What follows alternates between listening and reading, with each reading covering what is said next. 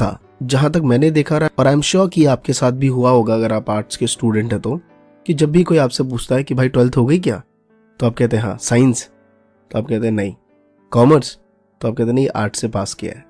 वो सीधा पूछता है हमसे क्या करेगा, फील्ड की जॉब, बता दियो, जानकार है अपना बंदा, टीम लीडर है, दिलवा दूंगा सही जॉब।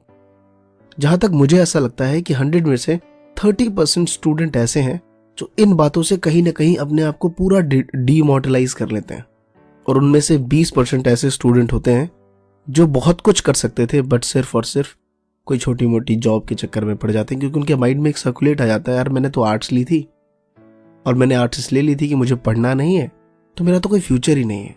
और उन सब की बातों में आके वो स्टार्टिंग में ही कुछ ऐसी जॉब स्टार्ट कर देते हैं जिनकी वजह से वो आगे नहीं बढ़ पाते।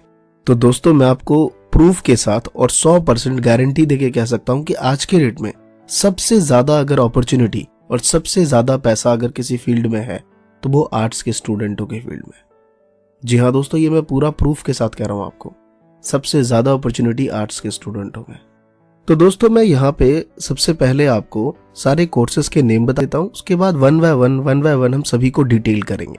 तो दोस्तों, सबसे पहला है बीए, उसके बाद आप जर्नलिज्म, मास कम्युनिकेशन, तीसरा है होटल मैनेजमेंट, फिर फोर्थ आता है इवेंट मैनेजमेंट, फिर फिफ्थ आता है एलएलबी, फिर सिक्स्थ आता है टीचर ट्रेनिंग कोर्सेज, फिर सेवेंथ आता है ग्राफिक डिजाइनर, फिर एट्थ आता है फैशन डिजाइनर।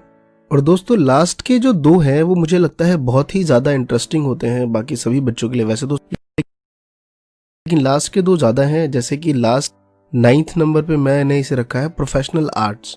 ये बहुत ही ज्यादा है इसके अंदर, जैसे music, theatre, dance, comedy, singing, acting, मैं डिटेल करूंगा इसके ऊपर अभी। 10th नंबर पे है वो है दोस्तों गवर्नमेंट जॉब। तो ये तो हमारे हो गए कैरियर ऑप्शंस। तो दोस्तों, अब शुरू है वन बाय वन। तो सबसे पहले बात करते हैं बीए का। तो दोस्तों, बीए में 2 चीजें, या तो आप प्रोग्राम ले। हमारे देश में 12 के बाद सबसे ज्यादा किया जाने वाला कोर्स बैचलर ऑफ आर्ट्स, जिसके बारे में हम हमारी इस पोस्ट बैचलर ऑफ आर्ट बा क्या होता है में जानकारी प्राप्त करेंगे। इस पोस्ट के माध्यम से हम जानेंगे कि क्या होता है बा करने के बाद क्या करें, बा की फीस एवं बा के बाद क्या स्कोप है आदि। 11 में आर्ट लेने वाले छात्रों के लिए 12 के बाद बा पहला विकल्प होता है। बा एक ग्रेजुएशन प्रोग्राम है जिसे पूर्ण करने वाले छात्र ग्रेजुएट कहलाते हैं। जो छात्र अपना ग्रेजुएशन आसानी से कंप्लीट करना चाहते हैं उनके लिए यह बहुत ही बढ़िया विकल्प है, क्योंकि दूसरे ग्रेजुएशन प्रोग्राम जैसे बीएससी, B.com आदि बा की अपेक्षा थोड़े जटिल होते हैं। BA-LLB कानून में पहली व्यावसायिक स्नातक की डिग्री है। जो छात्र 12वीं के बाद कानून क्षेत्र में जैसे एडवोकेट बनना चाहते हैं उनके लिए BA-LLB बेस्ट कोर्स है। इस कोर्स के माध्यम से आप कानून व्यवस्था के बारे में सीख सकते हैं, और यह कोर्स कानून के साथ कला को एकीकृत करता है। इसमें कानून के विशेष क्षेत्रों जैसे कि आपराधिक कानून, कॉर्पोरेट कानून, पेटेंट कानून, प्रशासनिक कानून, कर कानून, अंतर्राष्ट्रीय कानून और श्रम कानून जैसे कला क्षेत्रों जैसे अर्थशास्त्र, इतिहास, समाजशास्त्र और राजनीति विज्ञान आदि से संबंधित विषयों को शामिल किया गया। BA-LLB कोर्स की स्नातक डिग्री 3 साल होती है। यह कोर्स छात्रों को एक रचनात्मक तरीके से गंभीर रूप से सोचने और पूर्वोक्त कानूनी मुद्दों से निपटने के लिए नवीन विचारों के साथ आने में सक्षम बनाता है। यह एक ऐसा कोर्स है जहां ध्यान कौशल विकसित करने पर है, जिससे कि भविष्य में छात्रों को किसी भी तरह की कानूनी समस्या से निपटने में मदद मिलेगी। अगर आपको नए नए लोगों से मिलना और उनसे बातें करना अच्छा लगता है तो आपके लिए होटल मैनेजमेंट एक बेहतरीन करियर विकल्प हो सकता है। आज के समय में होटल मैनेजमेंट एक बेहतरीन करियर ऑप्शन बनकर हमारे सामने उपलब्ध हुआ है। दरअसल दुनिया भर के टूरिस्ट को दुनिया घूमने, देखने, जानने और समझने में सहयोग करने में होटल इंडस्ट्री ने बड़ी महत्वपूर्ण भूमिका निभाई है। किसी बड़े होटल या होटल के व्यवसाय को सफलतापूर्वक चलाना ही होटल मैनेजमेंट कहलाता है। आज होटल मैनेजमेंट सिर्फ एक होटल तक ही सीमित नहीं रह गया है, बल्कि इसका दायरा लगातार बढ़ता जा रहा है। अब होटल इंडस्ट्री में resorts, airlines, cruise, club, cafe, restaurant आदि आते हैं। अगर आप होटल मैनेजमेंट में कोई डिग्री या डिप्लोमा करते हैं तो आपके लिए इस फील्ड में करियर की न सिर्फ बेहतरीन संभावनाएं हैं, बल्कि आप कम समय में इस फील्ड में काफी अच्छी पोजीशन भी हासिल कर सकते हैं।